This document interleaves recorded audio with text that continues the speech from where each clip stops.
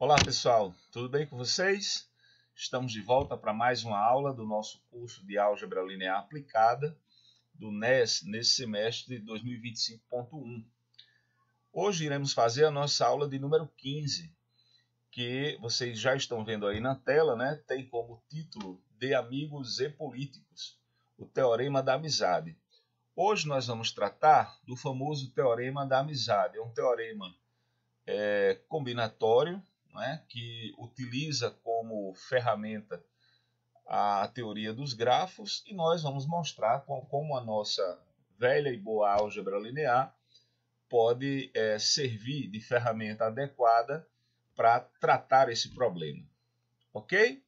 Então, sem mais perda de tempo, vamos diretamente ao problema. Na aula de hoje, trataremos do seguinte problema. O problema ele tem um enunciado muito simples. Ele diz assim: imagine que em um grupo de pessoas ocorre a situação em que todo par de pessoas tem exatamente um amigo em comum. Então, existe sempre uma pessoa, o político, que é amiga de todas as outras. Então, o problema da aula de hoje é basicamente esse, né? Nós vamos tentar dar uma justificativa para essa afirmação. Então, você tem um grupo finito de pessoas, né? Aqui eu não destaquei, mas isso é essencial. Você tem aqui um grupo de pessoas, vamos imaginar que esse grupo ele é finito, e esse grupo de pessoas ele tem uma particularidade que é o seguinte: todo par de pessoas que você pega do grupo, certo? Existe para todo par de pessoas um amigo em comum. Ou seja, se eu vou lá no grupo e pego duas pessoas aleatoriamente, essas duas pessoas elas têm no mesmo grupo um amigo em comum. Se eu pego uma pessoa A e uma pessoa B, existe uma outra pessoa C do mesmo grupo, que ela é amiga tanto da pessoa A quanto da pessoa B.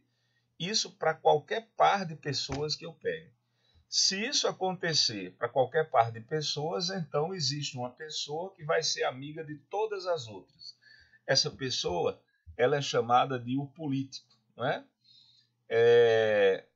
O político no sentido de que o político é aquele indivíduo, né, que ele quer ter uma boa relação com todas as outras pessoas. Então, na teoria aqui, nós vamos chamar essa pessoa que é amiga de todas as outras como sendo o político do grupo, tá bom?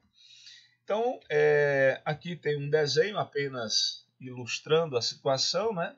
Você tem um grupo finito de pessoas e toda vida que você pega duas pessoas quaisquer, existe uma pessoa do grupo, tá certo? Exatamente uma pessoa que é amiga daquelas duas pessoas que você pegou do grupo, certo? Pega duas pessoas quaisquer e sempre existe um amigo em comum. Se isso acontecer para quaisquer duas pessoas do grupo, então existe no grupo um cara que é amigo de todas as outras pessoas do grupo. Esse cara é o político, que está sendo representado aqui por essa charge aqui, né? Por esse indivíduo bem grande que tem aqui, ó. Esse cara aqui é o cara que é amigo de todas as pessoas do grupo. É o chamado político do grupo. Tudo bem?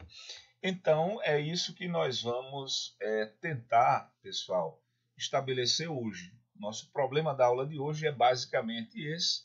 Apesar do enunciado ser bem simples, nós vamos ver que a justificativa ela não é tão simples, não é? Ela é plenamente compreensível ao nível que nós estamos estudando neste momento, mas ela requer que você utilize ferramentas adequadas e tem ferramentas de combinatória, não é? E tem ferramentas, como eu digo sempre, da nossa boa e velha álgebra linear, que é o nosso objetivo nesse curso, né? Utilizar a álgebra linear como ferramenta para resolver problemas de diversas naturezas, mostrando as aplicações, né, da álgebra linear.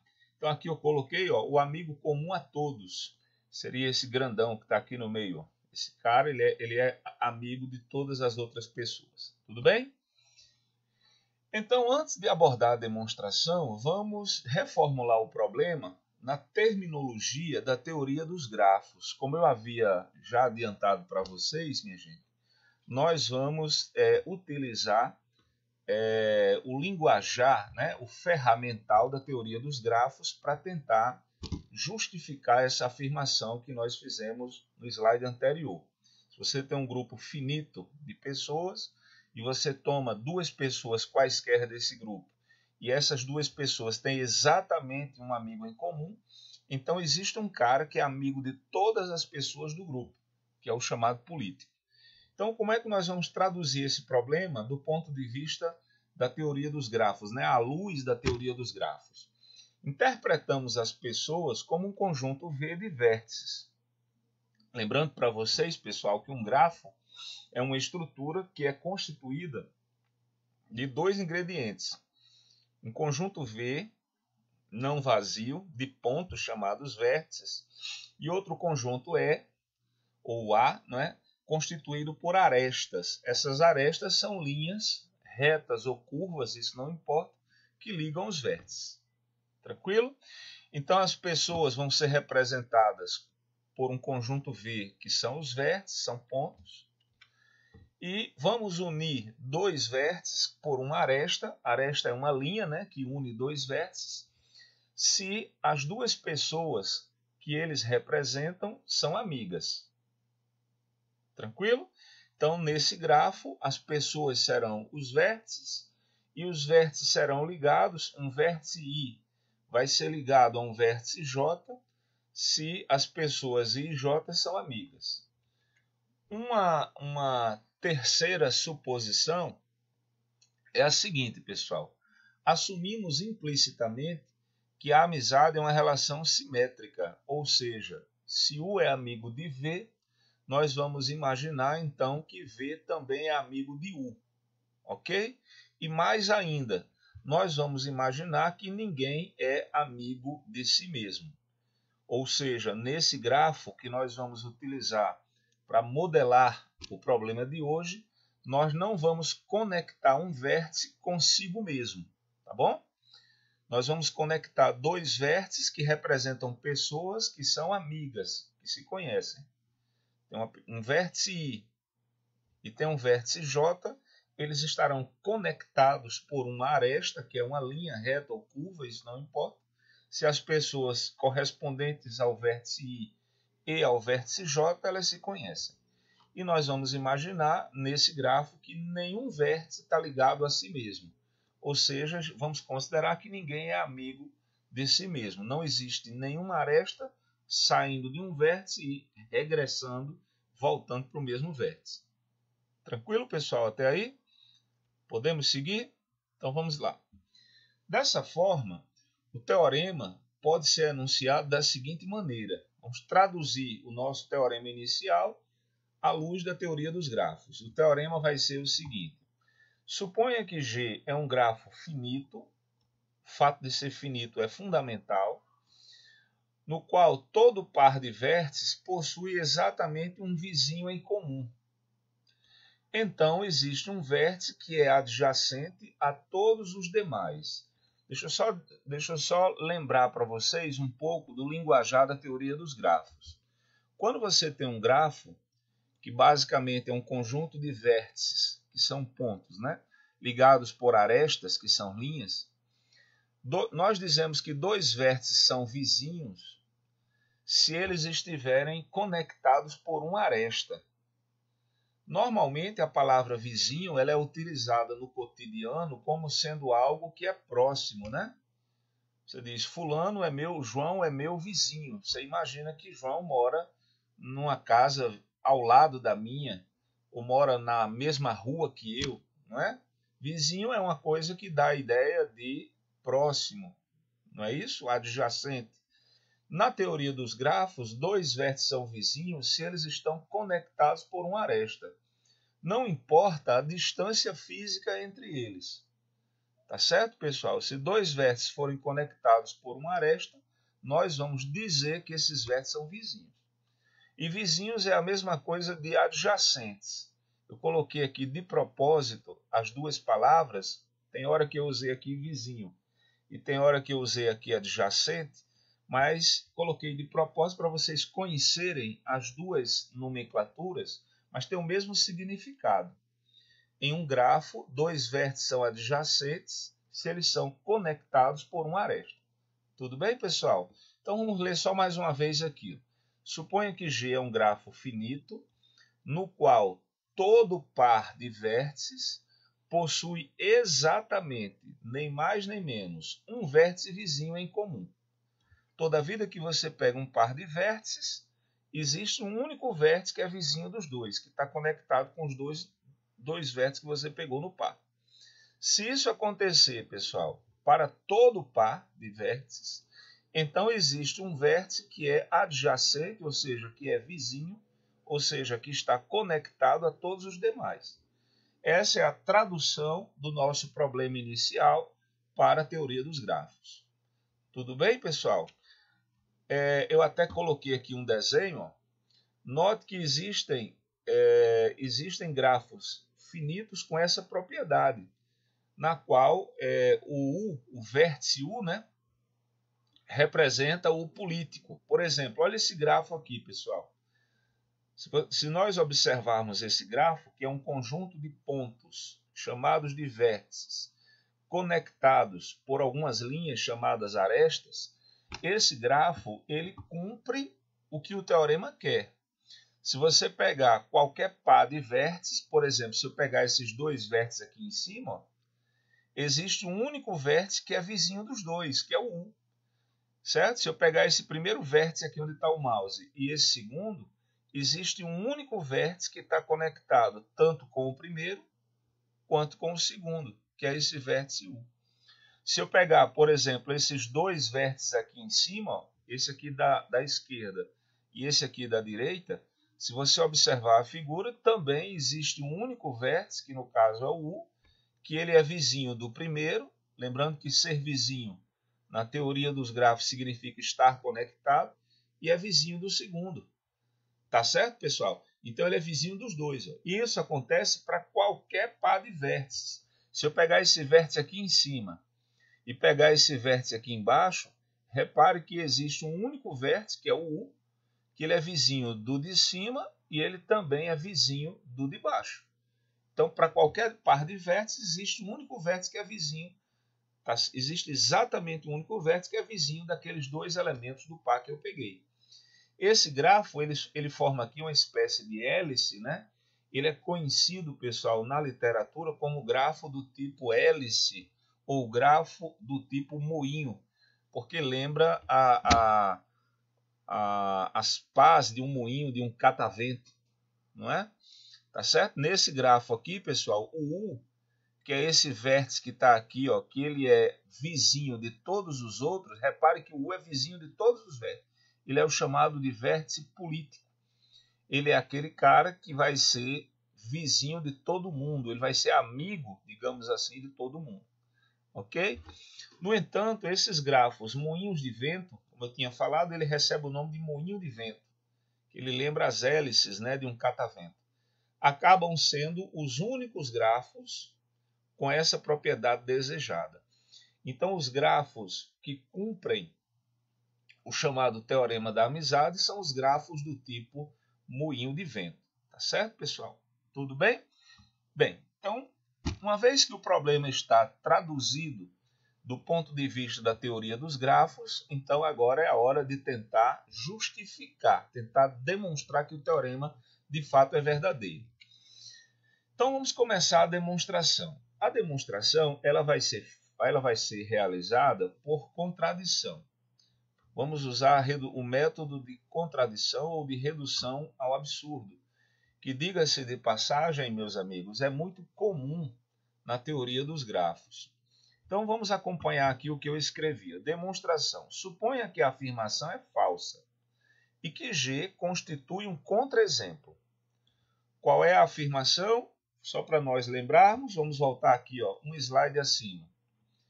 Suponha que G é um grafo finito, no qual todo par de vértices possui exatamente um vértice em comum. a conclusão. Então, existe um vértice que é adjacente a todos os demais. Imagine que esse resultado seja falso. Como assim? Suponha que G seja um grafo finito, no qual todo par de vértices possui exatamente um vértice em comum, mas que não exista um vértice que seja vizinho de todos os demais. Que é exatamente o que eu escrevi aqui. Ó. Suponha que a afirmação é falsa e que G constitui um contra-exemplo, ou seja, para qualquer par de vértices de G, existe um único vizinho comum a esse par, mas nenhum vértice de G é vizinho a todos os demais. Então vamos imaginar, por contradição, que o resultado seja falso. E aí vamos correr atrás de uma contradição, certo? Vamos supor, por hipótese, que o resultado seja falso e vamos ver se isso nos leva a uma contradição. Para chegar a uma contradição, procederemos em duas partes. A primeira parte utiliza combinatória, que é o que eu já vou mostrar para vocês em seguida, enquanto que a segunda parte nós vamos utilizar a velha e boa álgebra linear. É aí onde vai entrar, pessoal, a álgebra linear como aplicação para a demonstração desse teorema combinatório. Nesse curso nós tivemos pelo menos duas outras ocasiões, nas últimas aulas, onde nós mostramos outros problemas de combinatório via álgebra linear. Bem, para a primeira parte, vamos provar o seguinte. Aqui nós temos uma afirmação. G é um grafo regular. Essa palavra está aparecendo aqui pela primeira vez na nossa aula. Isto é, todos os seus vértices, aqui ficou faltando um S, todos os seus vértices possuem o mesmo grau. Isto é, D de U é igual a D de V para quaisquer vértices U e V do grafo G. Deixa eu explicar aqui algumas coisas. Bem, G é um grafo, né? Grafo, vocês já sabem o que significa. Conjunto de pontos, chamados de vértices, que podem ou não estar ligados por arestas. Conjunto de vértices e um conjunto de arestas. Certo? O grafo ele é dito regular, que é a primeira vez que está aparecendo essa palavra aqui na nossa discussão de hoje. O grafo ele é dito regular, minha gente, quando todos os seus vértices têm o mesmo grau. E o que é o grau de um vértice? É muito simples. O grau de um vértice é a quantidade de arestas que chegam ou que saem daquele vértice. Por exemplo, se nós pegarmos aquele grafo moinho, se eu pegar esse vértice aqui do lado esquerdo, aqui onde eu estou passando o mouse, qual é o grau desse vértice? É 2, porque dele saem ou chegam, tanto faz, duas arestas. Se eu pegar esse outro grafo aqui mais acima, ele tem grau 2. Dele sai uma aresta aqui para a esquerda, dele sai uma aresta para o vértice U. Então, o grau de um vértice é a quantidade de arestas que incidem nele, ou chegando nele ou saindo dele, isso não tem importância. Tudo bem? Então, o que nós vamos demonstrar aqui é que se o grafo G é um grafo que não satisfaz o teorema, suponha que a afirmação é falsa e que G constitui um contra-exemplo. Ou seja, qualquer par de G tem um único vizinho em comum, mas não existe nenhum vértice de G que seja vizinho de todos os demais. O G é esse grafo que constitui um possível contra-exemplo ao teorema, tá bom? Nós vamos provar que esse grafo G, que é um contra-exemplo ao teorema, um suposto contra-exemplo, ele é regular. É isso que nós vamos mostrar. Ou seja, vamos mostrar que o grau de U, esse D aqui é de degree. Degree é grau em inglês. O grau de U é igual ao grau de V, quaisquer que sejam U e V do grafo G. Vamos imaginar que vamos provar, que esse grafo, que é um contra-exemplo ao teorema, ele é regular. Noutras palavras, que todos os seus vértices têm o mesmo grau. Lembrando que o vértice é a quantidade de arestas que incidem, chegando ou saindo daquele vértice, tudo bem? Bem, note que, em primeiro lugar, que o fato de todo par de vértices distintos de G possuírem um único vértice em comum implica que em G não existem ciclos de comprimento 4. Como assim? Deixa eu fazer um desenho aqui.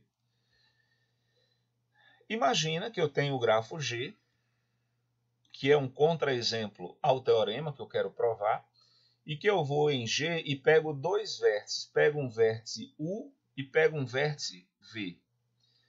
Se o vértice U e o vértice V eles pertencem ao grafo G, dentro do grafo G eu não posso ter ciclos de comprimento 4. O que são ciclos de comprimento 4? São figurinhas como essa, tipo um quadrilátero. Por que, professor, eu não posso ter dentro de G um ciclo de comprimento 4, um quadradinho, um polígono de 4 lados, um quadrilátero? A razão é muito simples. Se U e V são dois vértices de G, qual é a hipótese do teorema? Dados quaisquer dois vértices, existe um único vértice que é vizinho dos dois. Se você supuser a existência de um ciclo de tamanho 4, esse vértice aqui da direita ele vai ser vizinho de U e de V também, assim como esse vértice da esquerda, ele é vizinho tanto de U quanto de V. Então, para o par UV, nós não teríamos apenas um único vértice que seria vizinho dos dois. Isso contradiz uma das hipóteses do teorema. Não é, minha gente? Uma das hipóteses é essa aqui. Todo par de vértices possui exatamente um vizinho em comum. Isso é hipótese. Então, o grafo G ele não pode conter ciclos de tamanho 4. Porque se contivesse ciclos de tamanho 4, quando eu pegasse esse U e esse V, que são vértices de G, nós teríamos para U e V dois vizinhos. Esse cara aqui é vizinho de U e de V, esse cara aqui também é vizinho de U e de V, então não, esse tipo de estrutura você não pode encontrar em G, já que dois vértices quaisquer só admitem um único vizinho. Então isso aqui não vai aparecer dentro de G. Guarde essa informação. No grafo G, que é um suposto contra-exemplo ao teorema, não temos ciclos de tamanho 4. Eu vou precisar disso daqui a pouquinho. Tudo bem? Seguindo a demonstração, vamos ver primeiramente que dois vértices U e V não adjacentes têm o mesmo grau. Ou seja, que o grau de U é igual ao grau de V. Se eu pegar dois vértices que não sejam adjacentes, no grafo G, eles têm o mesmo grau. Degree de U é igual ao degree de V. Degree é o grau. Por isso que D de U é o grau de U. D de V é o grau de V. Então, vamos lá. Dados dois vértices distintos, U e V, de G, suponha que o grau de U seja K. Isso implica que U possui K vizinhos. Porque o que significa o grau de U ser K, pessoal? O grau de U ser igual a K significa dizer que a partir de U saem K arestas. Só que cada aresta que sai vai para um outro vértice. A partir do momento que você imagina que o grau de U vale K, significa dizer que a partir de U saem K arestas. Uma delas vai para um vértice, outra vai para outro vértice. Como saem K arestas, é porque o U ele vai possuir K vizinhos, que eu chamei aqui de W1, W2 até WK. Está entendido, pessoal, essa parte? No momento que eu suponho que o grau de U é K, significa dizer que de U saem K arestas, e essas arestas vão exatamente para K vértices distintos. Portanto, U tem K vizinhos, que eu estou chamando de W1 até WK, os vizinhos de U, os K vizinhos de U. Exatamente um dos WI, que eu vou chamar, por exemplo, de W2, é adjacente a V. E W2 é adjacente a exatamente um dos outros WI, digamos W1. De modo que temos a situação representada na figura abaixo. Eu sei que não ficou claro, pessoal. Deixa eu tentar explicar essa parte aqui que eu estou grifando de amarelo. utilizando essa figura.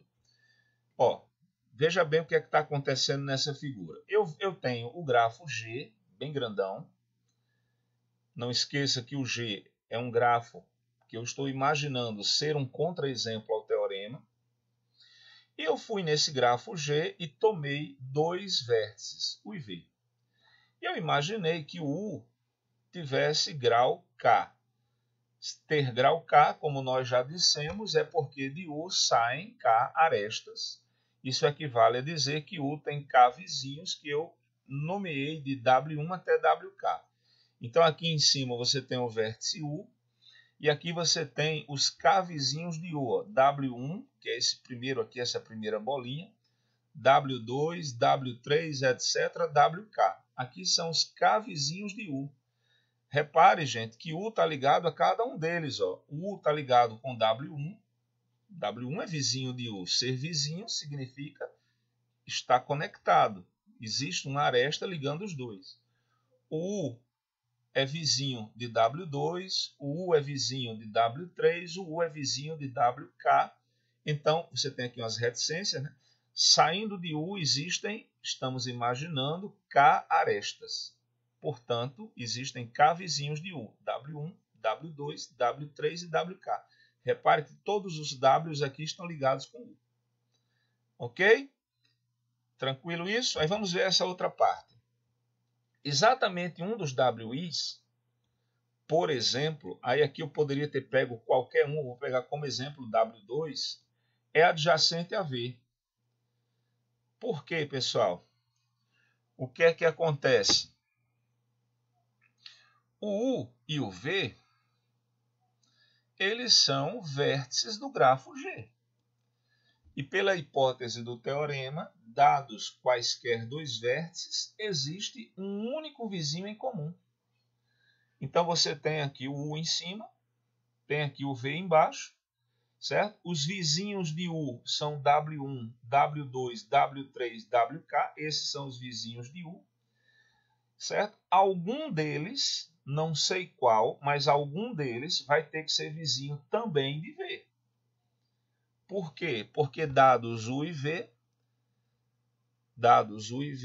são dois vértices do grafo G, eles têm um único vizinho em comum. Como os vizinhos de U são W1, W2, W3, WK, algum desses, além de ser vizinho de U, que são todos os vizinhos que U tem, vai ter que ser vizinho também de V. Entre os vários, a título de exemplo, eu escolhi o W2. Professor, por que você escolheu o W2? Exemplo. O que eu vou fazer com o W2, eu poderia fazer com qualquer um dos Ws aqui. Eu coloquei inclusive aqui, por exemplo, W2. É só para ilustrar a figura. Mas o que eu vou fazer com W2 poderia ser feito com W3, com W4, qualquer um deles. Tranquilo? Então vamos imaginar que W2 é o vizinho comum a U e a V, onde U e V é o par de vértices que eu peguei no grafo G. Tranquilo, pessoal? Beleza? Aí o que acontece? E W2 é adjacente a um dos outros WI. Não é? W2 ele vai ter que ser adjacente a um dos outros WIs. Digamos que ele fosse adjacente a W1. Mas por que W1? Não poderia ser W3? Não, poderia. É simplesmente um exemplo. Ok, pessoal? Tranquilo? Porque repare que W2 ele é vizinho de U. Vizinho de U. Então, se eu pego U e pego W2, é um par de vértices. Concorda comigo? É um par de vértices, W2 e U. Qualquer par de vértices que eu pego no grafo tem que ter um único vizinho em comum. Bem, mas tem que ser vizinho de U e tem que ser vizinho de W2. Os vizinhos de U são W1, W2, W3, WK. Então, quando eu pego o par W2U, algum dos vizinhos de U, tirando o W2, vai ter que ser vizinho de W2 também. Eu imaginei que fosse o W1, mas poderia ser o W3, o W4, até o WK. Entendido, pessoal? Vou repetir só mais uma vez. Eu peguei agora W2 e U. São dois vértices do grafo. Dados dois vértices do grafo, eles têm que ter um vizinho em comum. Tá bom? Tem que ter um cara que seja vizinho de U e de W2. Os vizinhos de U são W1, W2, W3, WK. Então, tem que pegar um desses, ou W1, ou W3, ou W4, ou WK, para também ser vizinho de W2. Eu peguei, por exemplo, W1, é apenas um exemplo. Porque, obrigatoriamente, certo? No momento em que eu pego W2 e U, obrigatoriamente vai ter que ter um vértice do grafo que seja vizinho de U e de W2. Só que os vizinhos de U já estão listados aqui. Então, aquele cara que é vizinho de U e de W2 vai ter que ser ou W1, ou W3, ou W4, ou WK. Tá bom? Porque esses já são vizinhos de U.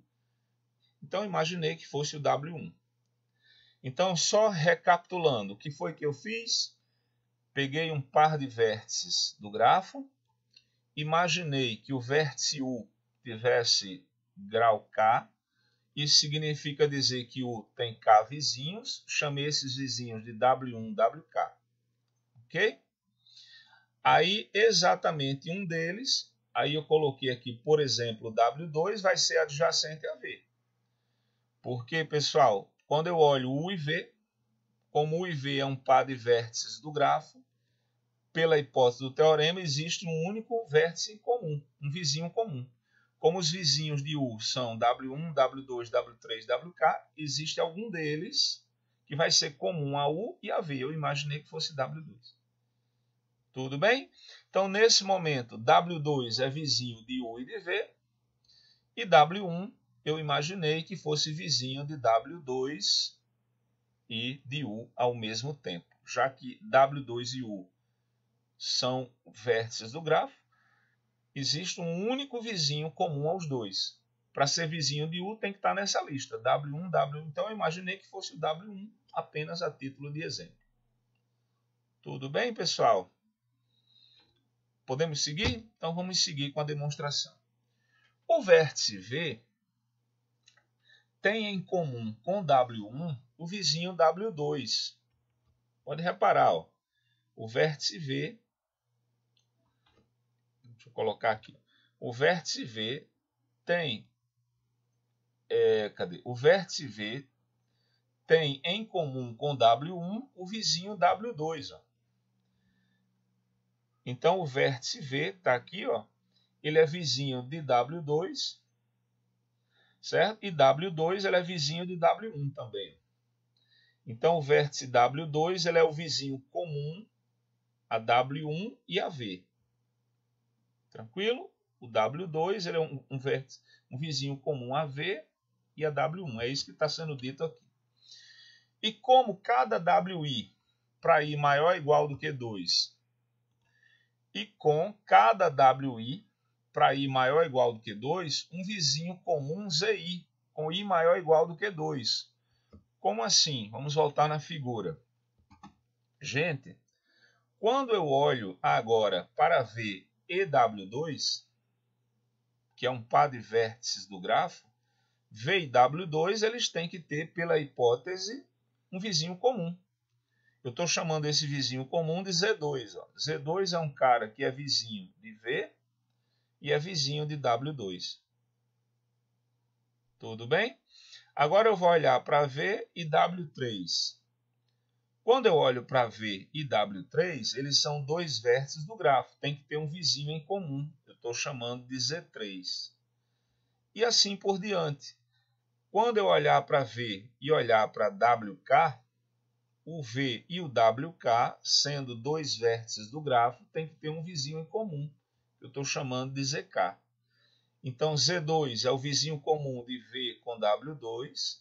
Z3 é o vizinho comum de V com W3, etc, etc. ZK é o vizinho comum de V com WK. Tá bom, pessoal? Mas aí o que acontece? Note que pela condição C4, todos esses ZIs devem ser diferentes. O que é a condição C4? A condição C4, gente, é a condição de não existirem ciclos de tamanho 4. Nós já havíamos discutido que o grafo G, que supostamente é um contra-exemplo ao teorema, ele não admite ciclos de tamanho 4. Não admite. Porque se você pega um ciclo de tamanho 4, esses dois vértices U e V eles vão ter dois vizinhos em comum, o que é proibido por hipótese. Cada par de vértices distintos só tem um vizinho em comum. Então, esses ciclos de tamanho 4 não aparecem no grafo. Devido a esse fato, tá certo? Como não existem ciclos de tamanho 4, esses Z2, Z3, ZK, eles são todos distintos. Ó. Todos esses aí são diferentes pelo fato de não haver ciclos de tamanho 4 no grafo G. Tudo bem? Bem, diante disso, o que é que nós concluímos? Vamos olhar para o grau de V. O grau de V é a quantidade de arestas que saem de V. Olha pessoal, de V sai uma aresta para W2, de V sai uma aresta para Z2, de V sai uma aresta para Z3, de V sai uma aresta para Z4. Se você olhar só os Zs, sai de V para Z2, de V para Z3, de V para ZK. De Z2 até ZK, você tem K-1 termos, né, pessoal? Concorda comigo? Tem K-1 termos. Porque se fosse de Z1 até ZK, seria um K. Mas começa em Z2. De Z2 até ZK são K-1 termos. Só que o V ainda tem pelo menos essa aresta que liga com W2. Ó, pelo menos essa. Então aqui você tem K-1 arestas. De Z2 até ZK são K-1. E ainda tem pelo menos essa aresta aqui, ó, que liga V com W2. Então é K-1 mais 1 tem pelo menos K. Por que pelo menos K? De repente o V ele pode ter outras conexões aqui, eu não sei. Eu estou desenhando aqui um pedaço do grafo. Nesse pedaço do grafo, o V ele já apresenta K arestas. Uma aresta com Z2, uma aresta com Z3, uma aresta com ZK. São K-1. E mais uma aresta com W2, então fica K-1 mais 1. Vai dar K arestas, pelo menos K. Pode ter mais, porque pode ter conexões com outras partes do grafo que aqui não estão aparecendo. Diante do exposto, nós concluímos que a quantidade de arestas, que é o grau, né, que sai de V, é pelo menos K. Na figura estão aparecendo K, mas de repente isso é um trecho do grafo. De repente pode ter uma parte do grafo que não está aparecendo ali, que algum vértice dessa parte possa ser conectado com V. Por isso, o grau de V é maior ou igual do que K. É no mínimo K. Só que K, pessoal, se nós observarmos aqui o início da nossa demonstração, foi o que nós supusemos ser o grau de U, não é? Que era exatamente K. Então, nós demonstramos com esse raciocínio que o grau de V é maior ou igual do que o grau de U. Então, o grau do vértice V é pelo menos igual ao grau do vértice U. Iniciando com o vértice V no lugar do vértice U e seguindo exatamente os mesmos passos, nós poderíamos concluir o contrário. Repare, pessoal, que aqui eu comecei assim, ó, suponha eu peguei dois vértices U e V no grafo, suponha que o D de U seja K. Aí eu desenvolvi todo esse raciocínio aqui com vocês, toda essa combinatória aqui no grafo, né? E cheguei à conclusão que o grau de V é maior ou igual do que o grau de U. O grau de V é pelo menos K, que é o grau de U. Mas eu poderia ter feito o mesmo raciocínio, começando assim. Tome U e V no grafo e suponha que o grau de V é K. Então, no lugar de U, eu poderia colocar aqui o V, repetir todo o raciocínio. E aí, se você fizesse isso, você iria chegar na desigualdade contrária dessa. Com o que nós fizemos, nós concluímos que o grau de V é maior ou igual do que o grau de U. Se nós tivéssemos começado com V, no lugar de começar com U, e tivéssemos seguido os mesmos passos, exatamente os mesmos passos, nós chegaríamos à conclusão que o grau de U é maior ou igual do que o grau de V. Então, pessoal, o que é que nós temos? Por um lado, o grau de V é menor ou igual do que o grau de U. E por outro lado, aqui está digitado errado, eu copiei e colei, né? Ó, copiei e colei. Mas aqui no primeiro membro seria grau de U. E aqui seria grau de V. Aqui, pessoal, há um errinho de digitação. Esse primeiro seria esse aqui, ó. O grau de V é menor ou igual do que o grau de U. E o outro seria a primeira expressão. O grau de V é maior ou igual do que o grau de U. Esse sinal aqui seria maior ou igual. Tá bom? Bem, se o grau de V é menor ou igual do que o grau de U, e o grau de V é menor ou igual, então significa dizer que o grau de U e de V são iguais. Então nós acabamos de mostrar que quaisquer dois vértices têm o mesmo grau, que é o grau K. Certo, pessoal? Repito, aqui eu digitei errado, é só você trocar esse sinal aqui, é maior ou igual isso. Tá bom? Para finalizar a demonstração da afirmação 1, observe que qualquer vértice diferente de W2 não é adjacente nem a U nem a V.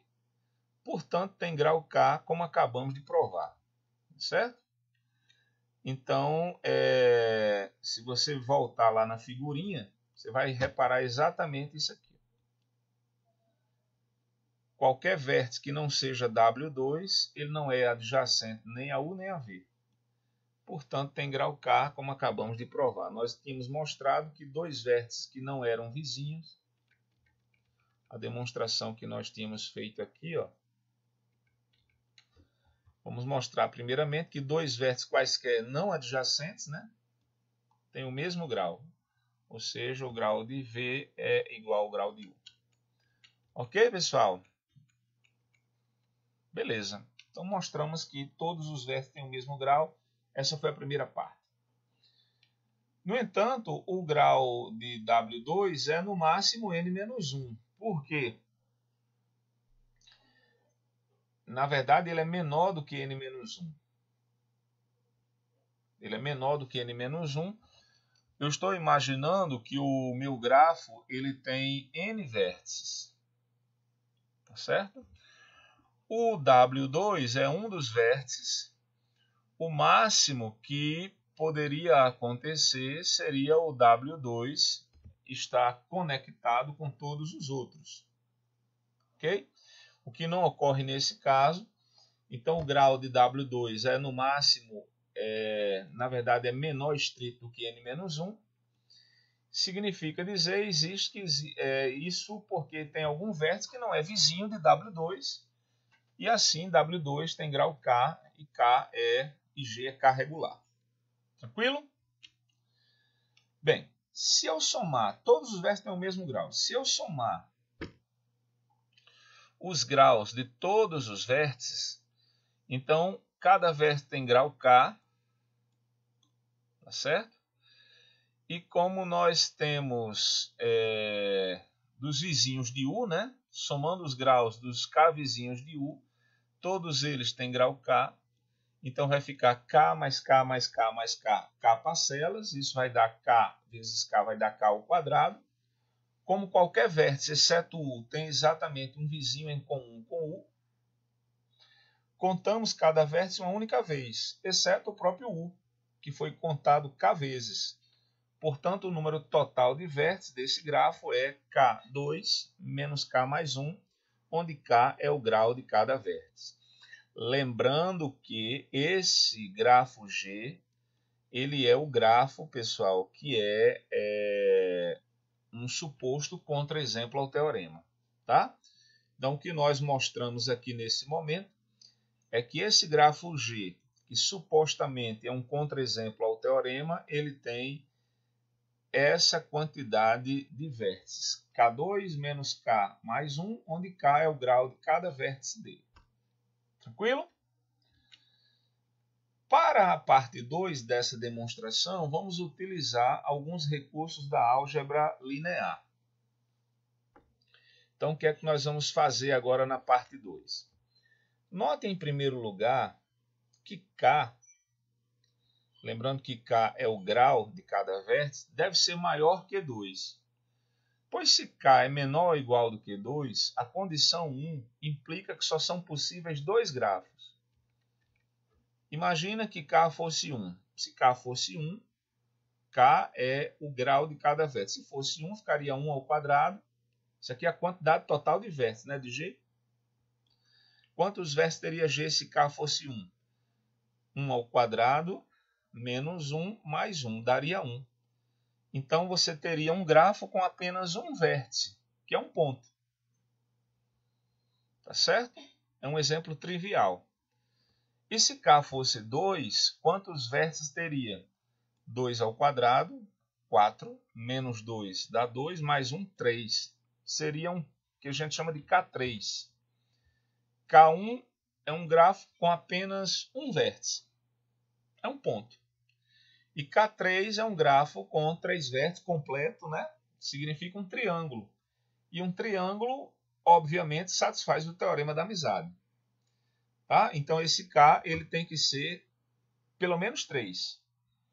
Para que o grafo G, que é um suposto contra-exemplo, não cumpra o teorema. Porque se o K for 1 ou o K for 2, você vai encontrar dois exemplos que cumprem o teorema. Então, o K tem que ser pelo menos 3. Ok? Ambos esses grafos são grafos que eu coloquei aqui, moinhos de vento, que são triviais. Se K for 1 ou K for 2, o teorema é satisfeito. Então, para não satisfazer o teorema, o K, que é o grau de cada vértice, tem que ser pelo menos 3. Bem, vamos em busca da contradição. Consideremos a matriz de adjacência do grafo A e J, a matriz A, né, cujos elementos são A e J do grafo G. Lembrando, pessoal, que o grafo G é o grafo que supostamente não cumpre o teorema. E como é a matriz de adjacência? A matriz de adjacência nós já vimos em aulas anteriores, né, pessoal? É uma matriz A e J, onde uma matriz A com elementos A e J, N por N, onde N é o número de vértices do grafo, onde cada elemento A e J ou é 0 ou é 1. O elemento A e J vai ser 0 se o vértice I não está conectado ao vértice J. Enquanto que o A e J é 1 se o vértice I estiver conectado com o vértice J. Foi assim que nós vimos. Segundo o item 1, cada linha possui exatamente K1s. Por quê, pessoal? Pelo seguinte, quando você pega, por exemplo, a primeira linha da matriz, quem são os elementos da primeira linha? Só a título de exemplo, são o A11, o A12, o A13 até o A1N. Perceba que o primeiro índice na primeira linha está fixo. O que significa A11? A11 é a quantidade de arestas que ligam o vértice 1 ao vértice 1. A12, quantidade de arestas que ligam o vértice 1 ao vértice 2. Que pode ser 1 ou 0. Ou tem aresta ou não tem. Não pode ter mais de uma, né? Nesse caso. Desses grafos que nós estamos estudando, dados dois vértices, existe no máximo uma aresta entre os dois. Então, se você observar, o que é que a condição 1 disse? Não era que cada vértice tinha grau K? Lembra? Nós obtivemos que G era um grafo regular em que cada vértice tinha grau K. Ou seja, de cada vértice partiam K arestas. Então, na primeira linha, você vai ter K elementos iguais a 1, que são exatamente aqueles elementos que vão estar conexão, são aqueles elementos que correspondem à conexão do vértice 1 com um dos vértices do grafo. Porque o vértice 1 ele tem grau K. Todos eles têm grau K, pela condição 1 do teorema. Nós acabamos de demonstrar usando a teoria dos grafos. Como todo vértice tem grau K, então do vértice 1 vão sair K arestas. Não sei para onde, mas vão sair K arestas. Portanto, na primeira linha dessa matriz, você vai ter K1s. Na segunda linha também, porque o vértice 2 ele vai se conectar com K outros vértices. Então, vão aparecer K1s na segunda linha, porque o 1 aparece na matriz quando há conexão. Como o vértice 1 se conecta a K vértices, então vão aparecer K1s na primeira linha. Como o vértice 2 se conecta a K vértices, vão aparecer K vértices, K1 na segunda linha, e assim por diante, em todas as linhas. E pela condição do teorema, para quaisquer duas linhas, existe exatamente uma coluna na qual ambas têm 1 na mesma posição. Por quê, pessoal? Uma das condições do teorema é que, dados dois vértices distintos, existe um único vizinho comum aos dois. Então, se você olhar nas colunas, certo? Nas colunas dessa matriz, você vai ver que existem duas linhas. Para quaisquer duas linhas, existe exatamente uma coluna na qual ambas têm 1 na mesma posição, que corresponde àquele vizinho em comum. Tudo bem? Se você olhar e montar a matriz com calma, você vai perceber que essas duas propriedades elas são, de verdade, bastante simples.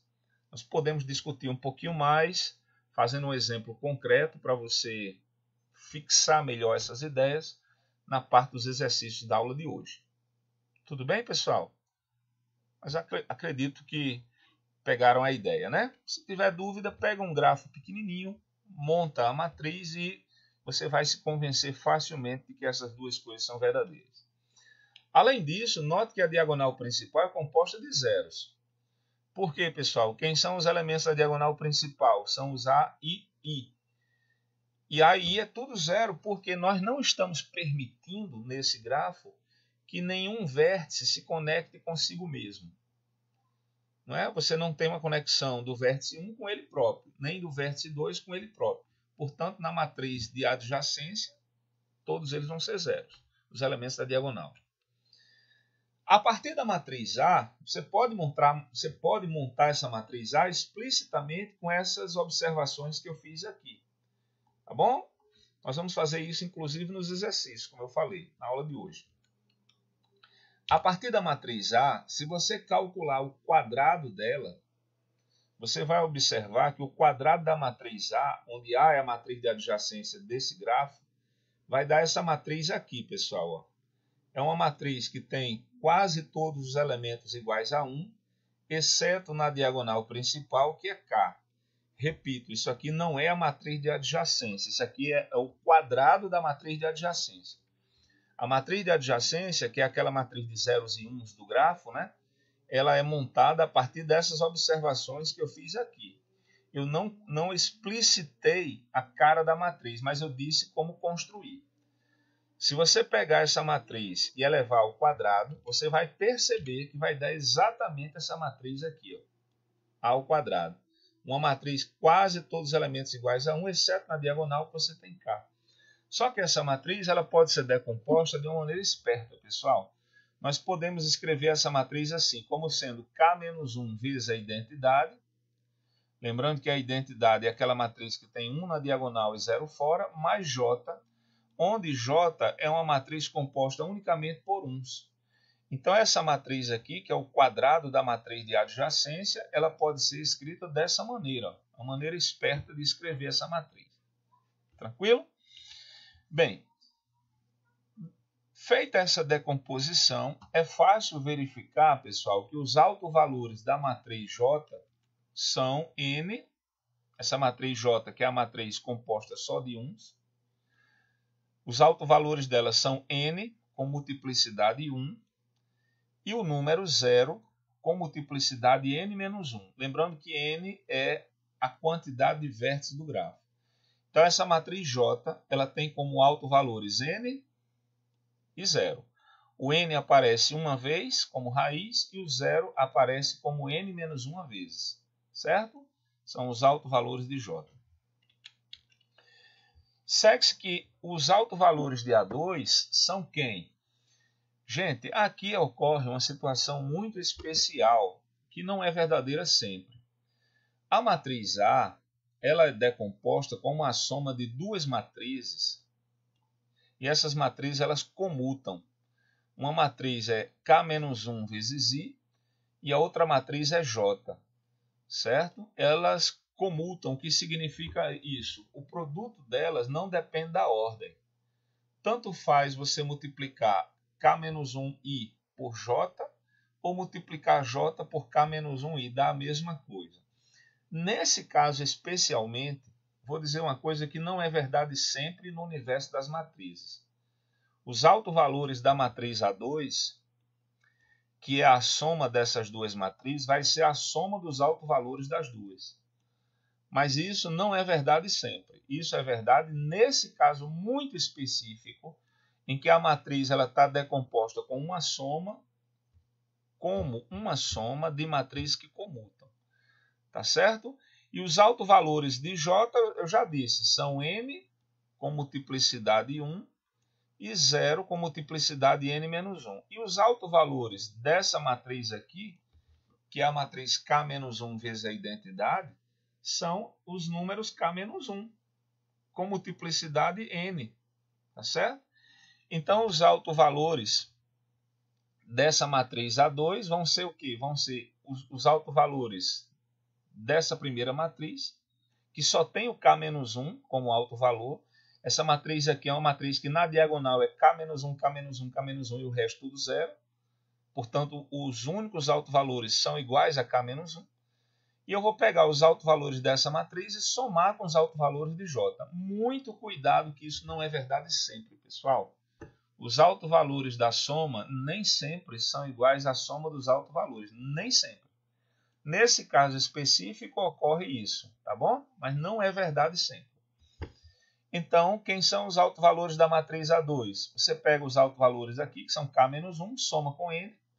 Então, vai dar K-1 mais N, com multiplicidade 1.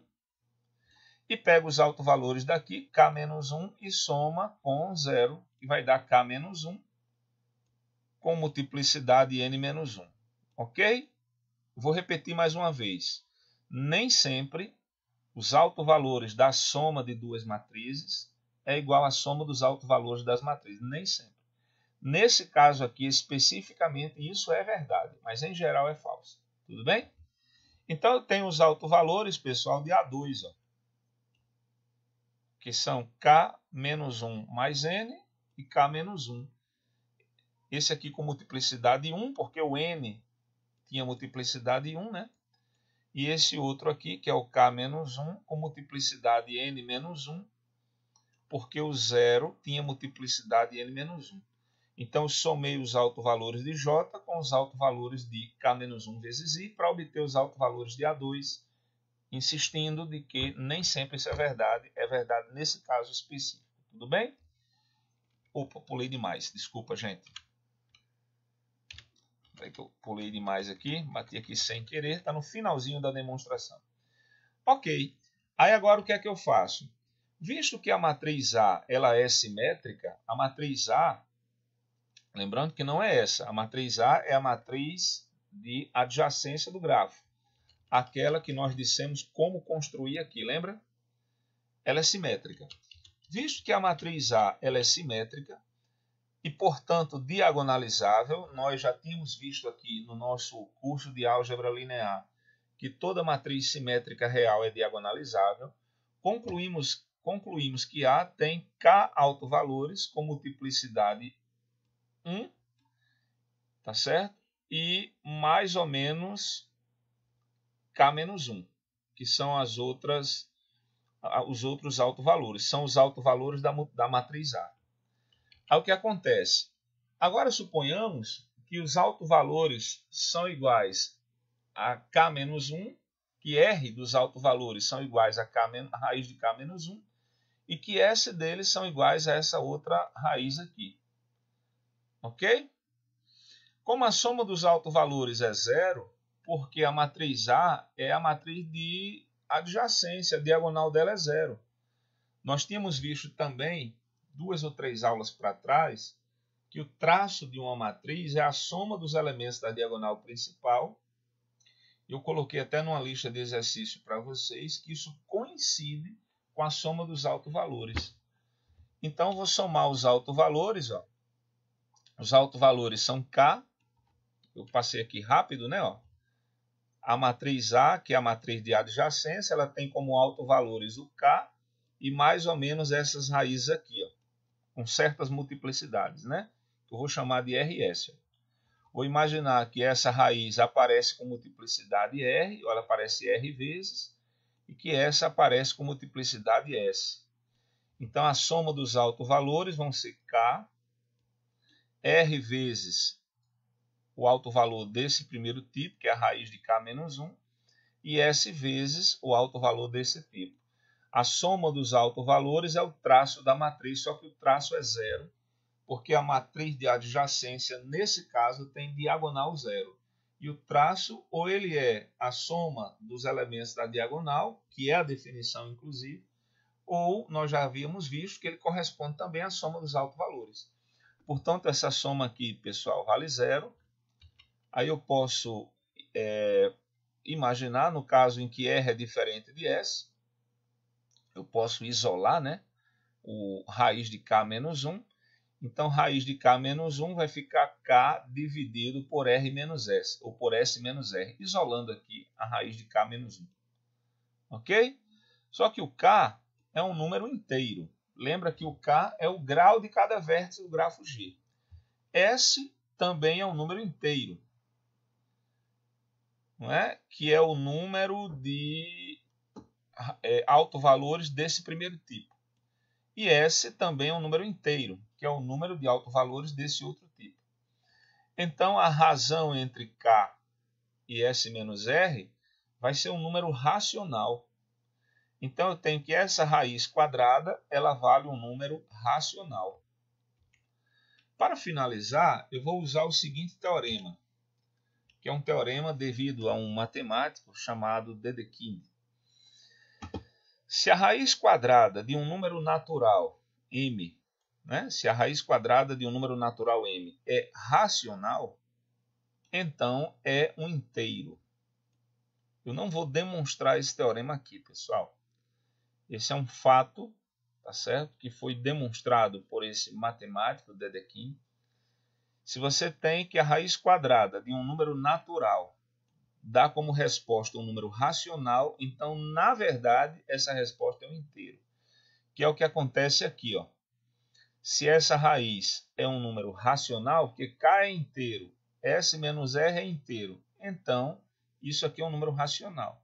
Se é racional, na verdade, pelo teorema de Dedekind, é inteiro.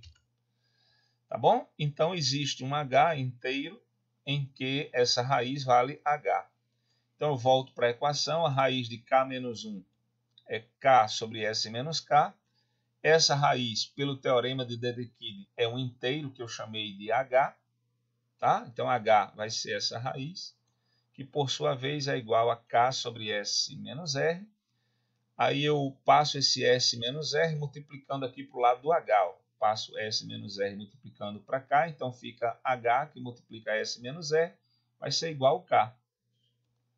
Tá certo? Tudo bem? Aí o que é que eu faço? Eu posso isolar o K aqui, ó.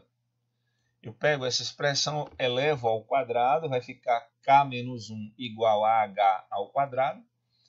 Aí eu posso passar esse menos 1 para o lado do H ao quadrado. Então, K vai ser H ao quadrado mais 1. Então, H que multiplica S menos R é igual a K. E eu isolo o K aqui, ó. Elevo ao quadrado, isolo o K vai ser H ao quadrado mais 1. Tá aqui. Isso aqui é o K. Tudo bem? Aí agora o que é que você repara? Olhe para esse começo e olhe para esse final. Gente, se eu pegar este H e passar dividindo para cá, H ao quadrado mais 1, dividido por H, passando esse H dividindo, vai dar S menos R, vai dar inteiro. Então, quando eu dividir H ao quadrado mais 1 por H, isso vai dar inteiro. Significa dizer, então, que H divide H ao quadrado mais 1, porque H ao quadrado mais 1 dividido por H está dando S menos R, que é inteiro. S é inteiro e R é inteiro. Então, quer dizer que H divide H ao quadrado mais 1. Só que H divide H ao quadrado mais 1 e também divide, obviamente, H ao quadrado. Pelo que eu expliquei acima, H divide H ao quadrado mais 1. Veio disso aqui, ó. Quando eu passei o H que estava aqui dividindo, H ao quadrado mais 1 dividido por H vai ser igual a S menos R ou K, que é inteiro. Então é porque h divide h ao quadrado mais 1. Só que h já divide h ao quadrado, isso é óbvio. Temos que h tem que ser 1. Certo? Então, a única chance para h dividir h ao quadrado mais 1 e h dividir h ao quadrado ao mesmo tempo é que o h tem que ser 1. E, portanto, se o h vale 1, quanto é que vai ser o k? Você pode voltar aqui, ó, já que o h vale 1, então fica 1 ao quadrado mais 1, o k vai valer 2. O que nos leva a uma contradição, pois estávamos supondo que k tinha que ser o quê, pessoal? Pelo menos 3, lembra? Em algum momento aqui da demonstração, porque foi longa a demonstração, nós supusemos aqui, ó, que o k, tá certo? O k não poderia ser, o k deve ser maior que 2. O k não poderia ser menor ou igual do que 2, porque isso levaria a 2 exemplos triviais onde o teorema era satisfeito. Então, para que o grafo G não satisfizesse o teorema, era preciso que o k fosse no mínimo 3. Fizemos esse monte de contas, né? Pedimos aí ajuda à álgebra linear e chegamos à conclusão que o k é maior, ou o k é 2. Isso leva a uma contradição, porque nós estávamos supondo já que o k era maior ou igual do que 3. Portanto, o k não pode ser 2, isso é uma contradição. Bem, chegando a uma contradição, significa dizer que a nossa suposição inicial é falsa. Qual foi a nossa suposição inicial? Que existisse um grafo G que não satisfazia ao teorema. Como chegamos a uma contradição, então é porque esse grafo não existe. Em outras palavras, o teorema é verdadeiro. Todos os grafos G que cumprem as hipóteses satisfazem a conclusão do teorema. Ok? Chegamos a uma contradição. Diante do exposto, não existe um grafo G que para qualquer par de vértices existe um único vértice vizinho em comum e que não existe um vizinho comum. Aqui é comum, pessoal. Aqui não é comum, não. Comum a todos os vértices. O que prova a validade do teorema e a demonstração está completa. Certo, pessoal? Então aqui nós temos a principal referência para a aula de hoje, que foi o livro Proofs from the Book, né? Um famoso livro que é em homenagem ao famoso matemático Paul Erdős. Trabalhou com teoria dos grafos, teoria dos números, combinatória. E é isso. Então, nós vamos ter, como sempre, né, como temos toda semana, 3 materiais. Temos esses slides, né, que serviram aí de guia para a nossa conversa. Temos uma lista de sala, que nós vamos discutir daqui a pouquinho, após o nosso intervalo da aula. Na lista de sala, nós vamos tentar esclarecer algumas lacunas que ficaram aí durante a explicação do teorema. Não é um teorema simples de demonstrar, né? É uma coisa que é simples de enunciar, mas não é simples de demonstrar. Com certeza, ficam algumas lacunas a serem preenchidas e nós vamos tentar preencher essas lacunas na discussão dos exercícios de sala, né, que já estão na plataforma, já no Google Sala de Aula.